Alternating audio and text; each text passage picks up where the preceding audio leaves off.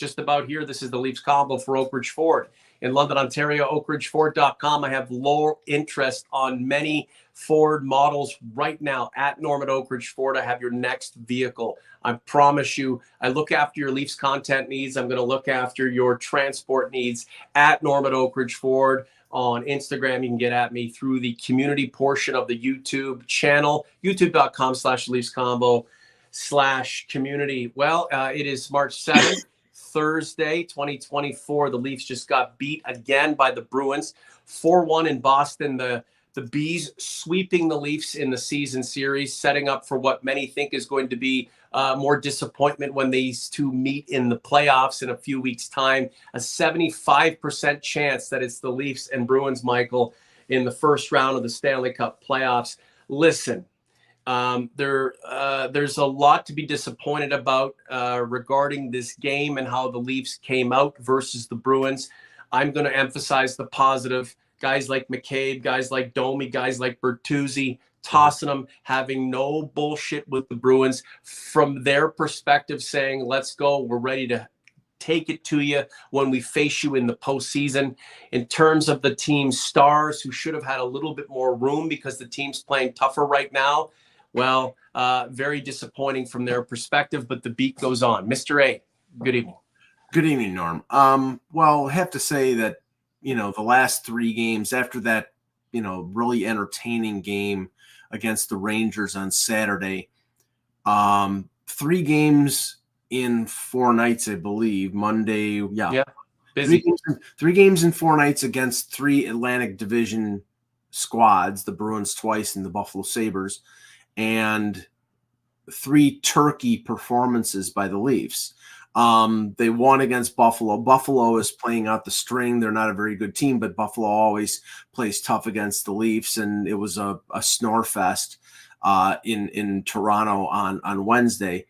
I mean, you can use the excuses that you heard throughout the evening. Well, flu is running rampant through the room, and okay, fine, but they mailed it in. It was a terrible performance on Monday against the Bruins in Toronto. Mm-hmm. And then tonight, they had their dander up, and McCabe tried to send a message early in the game and gets called for a penalty, and Nyes, who didn't even do anything, gets called for a penalty. You get the 2-man advantage. You give the Bruins the lead off the bat, and then Marchand knocks Matthew Nyes out of the game. Yep. And this is where I have the issue. He knew what he was doing. Sure. But this is where I have the issue. Right. If you have a guy like Ryan Reeves on your roster, and in the beginning of the year, Marchand takes out Liljegren, and Ryan Reeves was just standing there doing nothing. Right. And then tonight, Marchand takes out Matthew Nyes. And who does something? Max Domi, not Ryan Reeves. Is that not Sheldon Keefe's place to facilitate retribution? No, because, that's what happened with Mark Crawford, and he almost got blackballed from the league. It's like you can't have a coach go out there and say, go get that guy. Right. That's his job.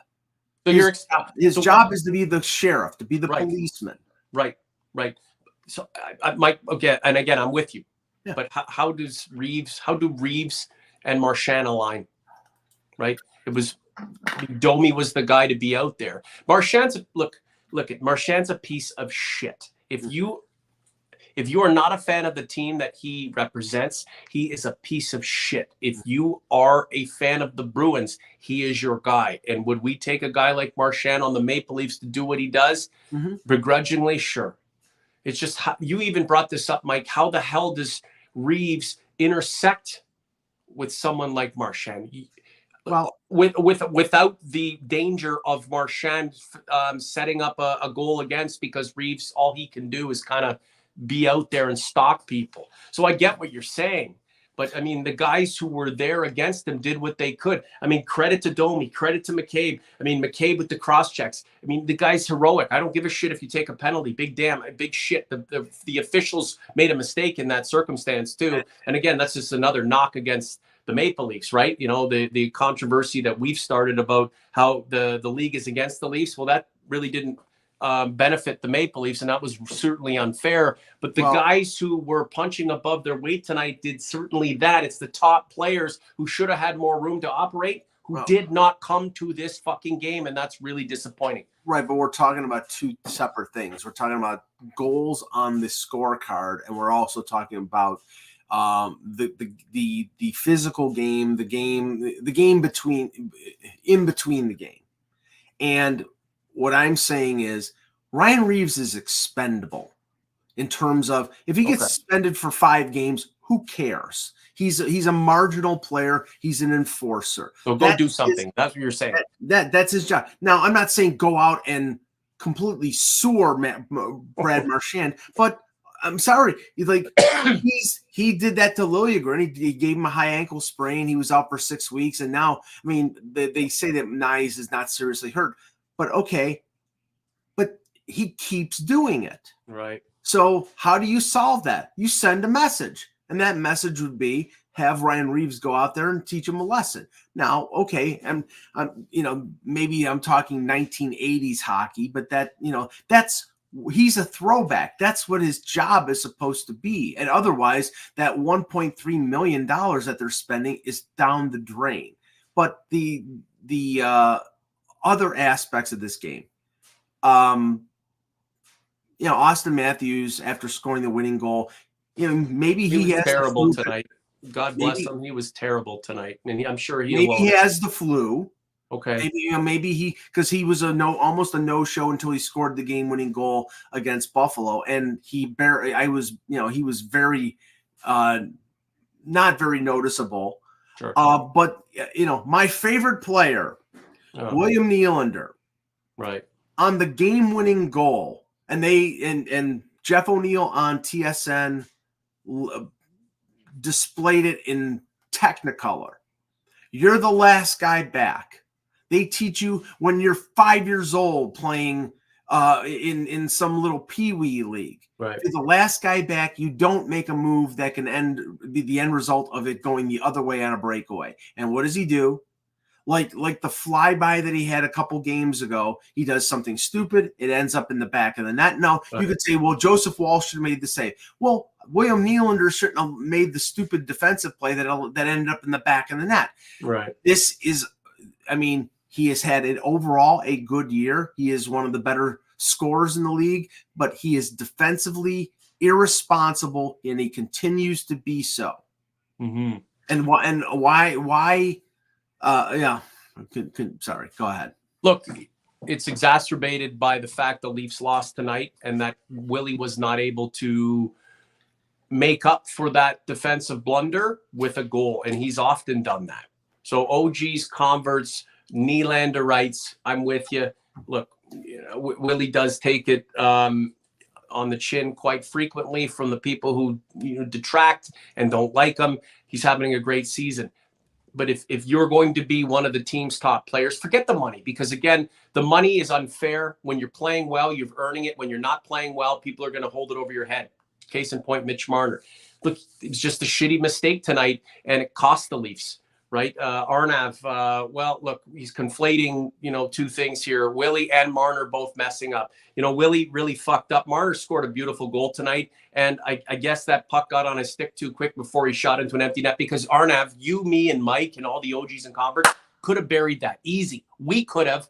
Marner, who's got 700 career points, he's just not good enough. He fucked up. He made a mistake. So, at the end of the day, this team fought back with fisticuffs tonight. It was very tough. And this is a trend that I'm excited to see going forward. And I hope it continues, where these cats just aren't taking any more bullshit. However, if the toughness that we have desired is finally present, then that should make room for the offensive guys who are afraid of their own shadows generally to operate and to score and to be great, because now the toughness is here, right? There's no way that we can, pin the lack of success offensively or gripping the stick all of a sudden too tight on the fact that we're tougher now, right? It's there. So go do your job. The Leafs did not do that against Boston tonight. And it's super disheartening that the team that has,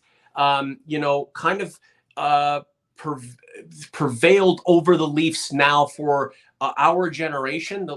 We haven't been able to do anything against, Mike. And, whether it's the regular season, the playoffs, 1 game, 2 game, 3 game, Marchand, the fact that the Boston's goaltending has always outshone the league. I mean, now Boston's goaltending is ridiculous. They've got a Vezina Trophy winner riding the pines, right?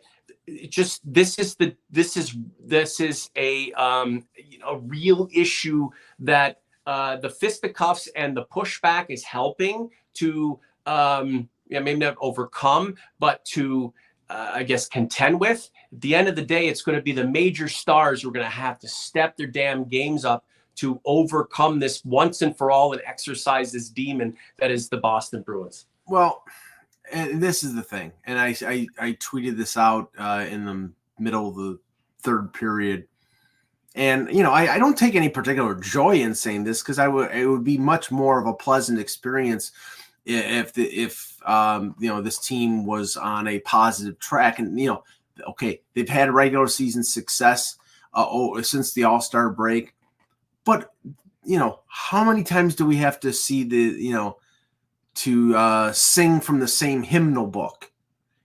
This team is great in the regular season. What matters is when it turns to the playoffs. And we've seen this story over and over again. This team is making the same mistakes in the regular season that we know will show in the postseason. Good point. And if you look at the 3 teams that they will play, that they could play in the playoffs, more than likely it's not going to be the Rangers because they seem to be locked into either third or second place. Although now that they've lost 2 games to Boston, it's third place.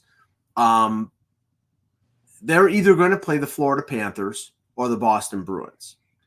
And they lost all 4 games to Boston this season, 2 of them in overtime, 1 in overtime, 1 in a shootout. But they lost all 4 games. And as they indicated on the broadcast, they've lost 7 straight regular season games to the Bruins. And they're 1-1 against Florida. And the one game that they did win was the game that Joseph Wall stoned Florida blind, and everybody thought that they had lost the game in the shootout, but then the goal was reversed, and then I think Noah Gregor scored an overtime in the shootout. So they are 1-5 against the teams that they potentially could play in the regular season. I'm sorry, folks. They're not as good as Florida. They're not as good as Boston. They will lose to both of them. I hope I'm wrong, but I'm not. And, and we'll get to the trades that they've made. Yeah. That is why I think it is. I understand why Brad Treliving is doing it. I think he's wrong. I said they should keep their powder dry. They should not make any major acquisitions. They should not waste their draft picks. What have they done? Now they've made 2 trades for 2 depth defensemen who are rentals. They've given up 4 draft picks. And will those 2 acquisitions make any difference between them winning or losing? Mike, no. Why is he doing this? Because where's the pressure coming from? Well, it could be coming from the MLSNE board. It could be coming from Brendan Shanahan. It's not coming from X or Twitter. No, it could be coming from the board, from Shanahan. What do they think? What do they want? What do they expect? Well, I mean, if I'm the board, if I'm Shanahan, I expect this team to win the Stanley Cup, but they're not, because they're not good enough, because their roster is flawed, because they don't have a stand-up goal, a number 1 legitimate goaltender. Of course, John, you think I'm wrong. Well, I mean, I hope I'm wrong, but I'm not. I'm not, because I've seen, who have they beaten in the playoffs in the last 7 years? A Tampa team that went through 2 Stanley Cup finals, 2 Stanley Cup victories, so 4 rounds, and then a Stanley Cup final, a team that basically was exhausted after all those, and they barely beat them. They had to beat them 3 times in overtime, and then they got waxed by the Florida Panthers. Right. And that was after they made a lot of good deadline deals, expending a lot of draft capital to get Ryan O'Reilly and Luke Shen and Noel Achari and Jake McCabe. You know what's crazy is that the Leafs have on, like, the Leafs have the best player out of, like, if the Leafs line up with Boston or Florida, the Leafs have the best player in the series in Austin Matthews. They most likely have the two best players, maybe the three best players. Well, and that's, we can argue it all you want, but, like, you know as well as I do, Austin Matthews doesn't have an equal in these series. Like, well, he's the best. How is it that the team with the best player is still the underdog? Well, right? if you're talking about Florida, Austin Matthews may be the first, maybe the best player on either team. Right. The second best player is Matthew Tkachuk. Okay, but when the Penguins lined up against anybody, Sidney Crosby was the best player on the ice, and the Pens usually won. Right, because they had a team around Sidney Crosby. They had enough players. This is the frustrating thing about all of this. And it goes back to what we continue to debate over and over. 4 players making $40 million. You have to build a team around those 4 players or around your core group. And part of that is not paying your core group as much as the Leafs are paying them. Well, the money's devoted now to Nylander, and we know it's devoted to Matthews. So, Mitch Marner, who's been on a tear of late and scored a great goal tonight and facilitated a great game winner against Buffalo, he's going to be the odd man out, right, Mike, at some point. And I'm sure that's for a lot of fans, they're hoping that. And I don't know if that's the best course of action, but if you need to free up money, that's down the line. And Mike V in the chat, Pasternak is pretty close to Matthews. I agree with that. And you have to say, that Pasternak shows up for every playoff series. And Matthews, in general, has, but, there's been, of course, a couple series where he hasn't. Right. He's human. They're all human. But, Marchand and McAvoy and Pasternak, these guys show up. And, we have to flip a coin to find out whether the Leafs players will show up. There's, we're jumping all over the place tonight, but this is what we get after, this is how we react after a really disappointing effort against Boston, not just tonight, not just in the last couple of evenings, but the entire season. And this is amid a good run from the Leafs of late. How on earth has Brad Marchand not been annihilated yet? Like, it's remarkable, and I give him credit for his survival and the way that he is still here and still effective after all these years. How has he not, whether legally, illegally, egregiously, inadvertently, quietly, how has he not been absolutely destroyed and decimated as a hockey player to this point? For everything that he's done, and as much as we hate him, and we blame him for taking Liljegren out, nice, and I'm sure more are coming. How has he not been eradicated? Why is he still here? Well, okay. On top of being the biggest rat in the league, he's one of the best players in the league, and he doesn't engage. He's not going to drop the gloves, right?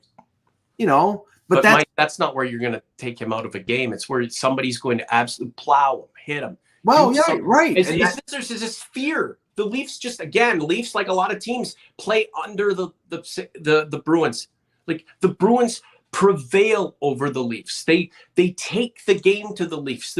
When's the last time the Leafs ever exuded any kind of serious confidence or prowess over the Bruins? And the fact that they cannot do that allows a guy like Marchand to run roughshod over a team like the Maple Leafs. It hasn't changed season after season, game after game. Tonight exemplified that, and it's super frustrating as a Maple Leafs fan. Well, nothing's changed. No, it from 2013 until now, it never has changed. The Bruins have beaten them in every series, have manhandled, have out physicaled them. That's, and no matter what and again, one player, Ryan Reeves, will not solve this. It's, you say team toughness. Okay, well, they showed some team toughness tonight, but again, the guy who knocked out one of your players out of the game and out for 5 weeks early in the season, and then knocked one of your rookie players out tonight, great. He got face washed by Max Domi. He didn't engage. He was laughing. He was Well, laughing. Boston chokes again this year, according to LJ. LJ, that's a serious statement after what happened tonight. I mean, you're just betting against the house, really. He was laughing at the Leafs bench. Right. That may drive them crazy. Well, okay, there's two ways of beating them. Or there's two ways of wiping that smile off his face. You beat them. You beat them on the scoreboard, and you beat them in the alley. And they can't do either one. But let's get to the focus of the next less than 24 hours, which is the deadline. So they gave up 2 draft picks for Ilya Lyubushkin. Right. Okay. They needed a right shot defenseman to play with Morgan Riley. Lyubushkin played with him before. It was a marginal price to pay.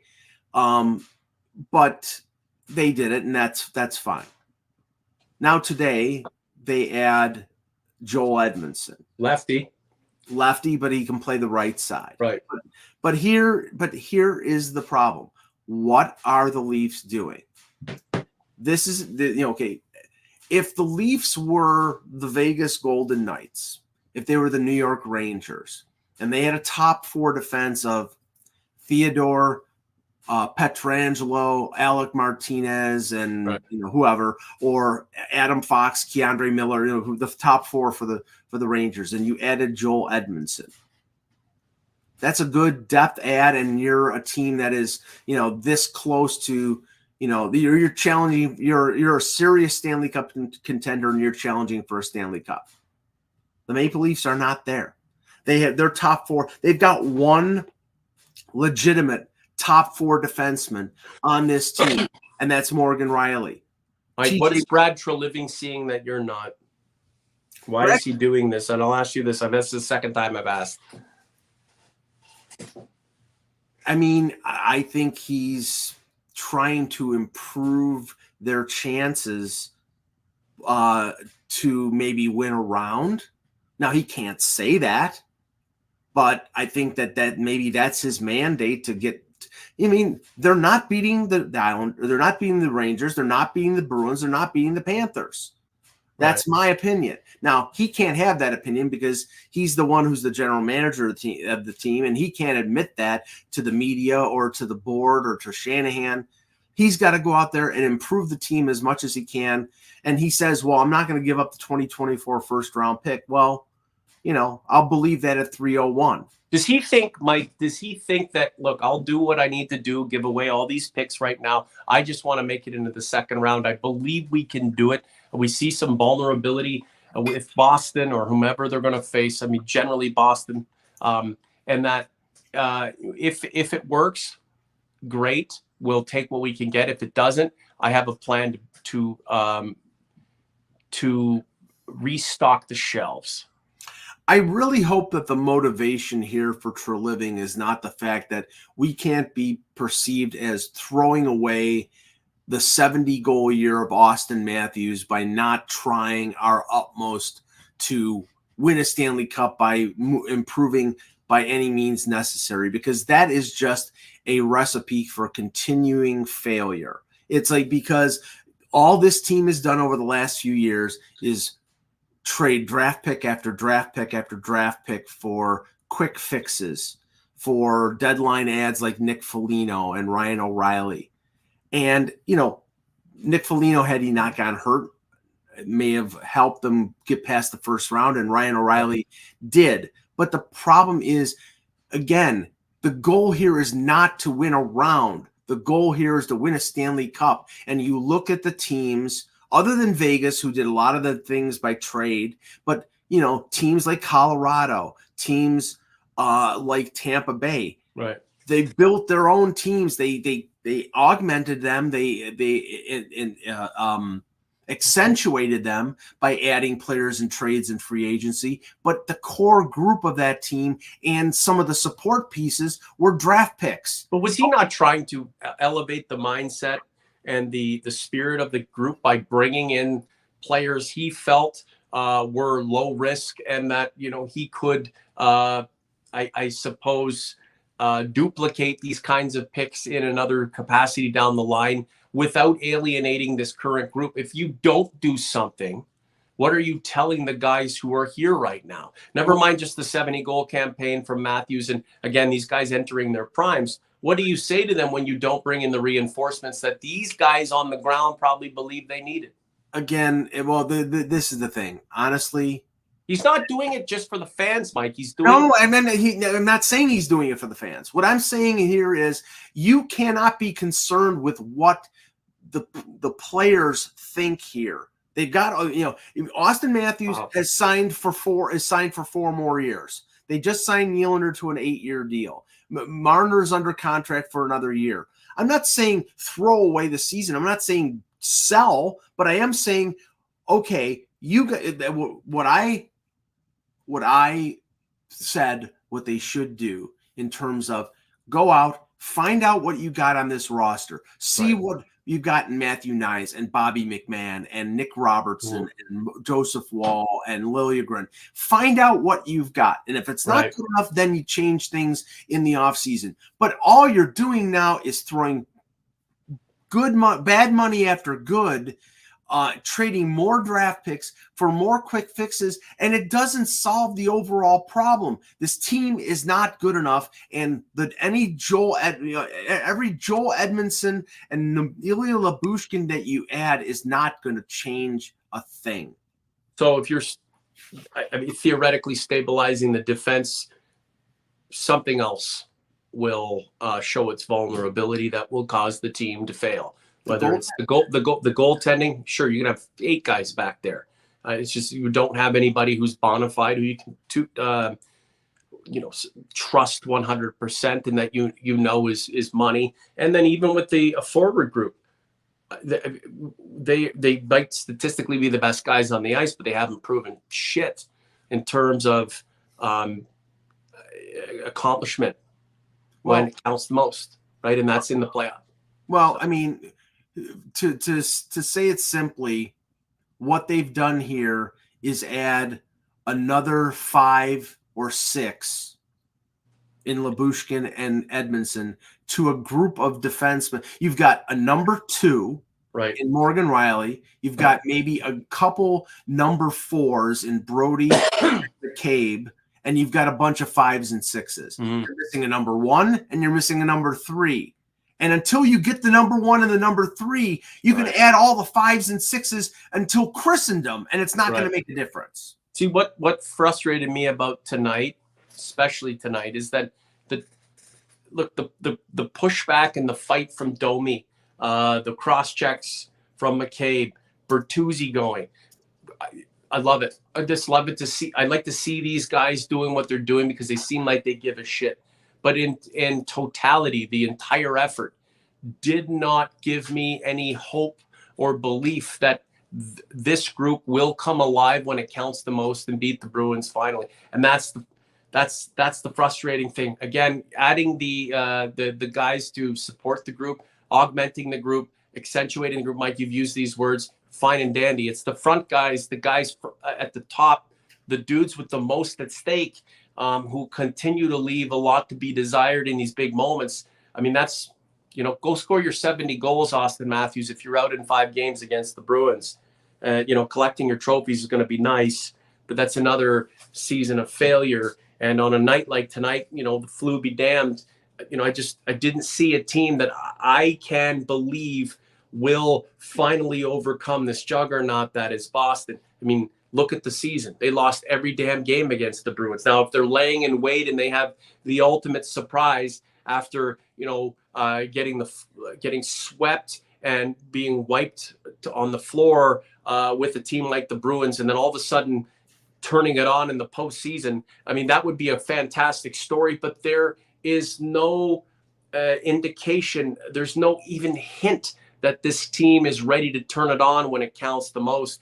And again, that's frustrating tonight. It leaves a sour taste in my mouth, even if the Leafs go make another deal tomorrow and then go on a, win 7 of 10 against a bunch of teams that are really that impactful in the bigger picture of things. Hey, real quick, that Canadian white trash guy, lots of comments in community, lots of comments below posts, and then tonight, now finally in the show, Lyubushkin is a W shooter that has already brought down the shots on net for. I mean, I think he's a shot blocker, right? He's a loser. I mean, he did. A Canadian white trash guy was talking about how we shouldn't be shitting on Marchand. He's a great player, and then we're ginning up all these other dudes. Look, I've already told you that if Marchand was on my team, I would back him up to the nth degree because I like that kind of guy. He's an enemy. He's very effective, so I hate his fucking guts, and that's just part of sports, and that is just part of me versus him. But if he were on our team, sure, I would love the fact that this guy is helping the team get to a better place. He's not, and I don't like him. And that's just kind of the way sports goes, my friend. So it's not like a dislike for the way who he is at his core and what he's accomplished. I just think he's a bit of a piece of shit. And that's a lot of me being kind of envious because the team that I root for versus the team that he plays for seems to, always come out with the short end of the stick. Mike, last couple of words to you and get out of here.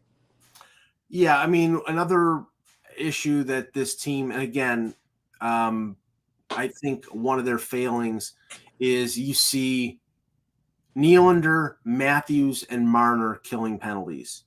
And you cannot have your core players, especially when they're playing 5-on-5 major minutes and power play, killing penalties. Why is Keith doing that? And Marner's always killed penalties. Well, Marner has, yes, but I mean, I think part of it is they want to. The other part of it is he thinks the threat of offensive response going the other way is a good thing to have. How many shorthanded goals do they have? And has it been worth it? Nylander has one or two. I don't know if Matthews has any. Do they lead the league? Is it something that has been a game changer? And they're 21st or 22nd on the PK. Yeah, so, that's true. I mean, one of the things that they might do at the deadline tomorrow is trade for a fourth line penalty killer type of guy. But again, that's the failing of I think one of the things where they signed Reeves. They traded Sam Lafferty, who could kill penalties. They bring in Noah Gregor, who is one of the fastest guys in the league, but can't kill penalties. Right. And stopping other teams' power plays is a major aspect that they're really short on. And I don't know if they can solve that problem by adding one penalty killer, but it is an Achilles heel to this team. Yeah. Again, I don't think that is the difference between them between them beating or not beating Boston, the Rangers, or the Florida Panthers. But that probably, if he keeps going down this road and trading draft picks, he probably trades another draft pick for a penalty killer tomorrow. So here's the thing. Tonight leaves a sour taste in our mouths and just this expectation there's going to be more failure in the playoffs because, there's a 75% chance that once we get to the first round of the Stanley Cup playoffs, it's going to be the Leafs and Bruins, with the Leafs facing off game one in Boston, hostile environment, and most likely behind the 8 ball from the get-go. Between then and now, I mean, there's no reason why the Leafs can't play at a 650 clip and get 100 points and nip at the heels of the Floridas and the Bostons, right?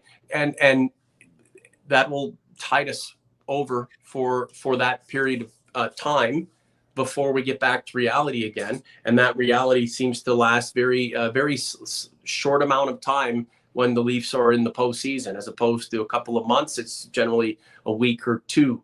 So, I mean, that's the difficulty, right? What we're expecting, the impending doom with the excitement of what happens between then and now. And I mean, it's not like it's abnormal. It's not like it's something new. This is life of a Leaf fan, right? There's a lot of things that we can brag and boast about. When it comes to the real stuff, we really don't have a pot to piss in. What are you writing about at hockeybuzz.com? Are you just basically laying in wait for however things shake out with the Leafs before the trade deadline? Exactly. It's just responding to whatever rumors and what moves are made, and right. That'll basically be it. All right. What do we have here? ZM93, Zach, any hopes for tomorrow? Norm and Mike. I think you encapsulated it, Mike, on what the best case scenario will be for them. They've already done more than you had hoped they would do. Yeah, they've made their moves. They've cast their line with the two defensemen, and they may add a veteran forward penalty killer, but I can't see anything. I don't see a major hockey deal. I can't see anything more than what they've done.